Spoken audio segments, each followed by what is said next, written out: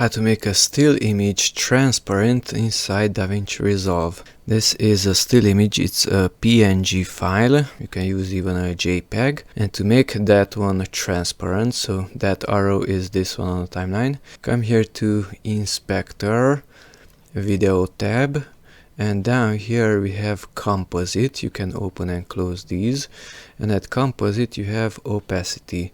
Bring that down and the image is transparent, bring it up to the right and the image is visible.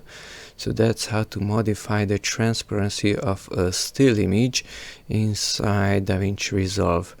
If you activate that one and place it, let's say, over there, let's deactivate it, you can see the black is continuing under it, and here it's more white. So that's how to modify the transparency of a still image.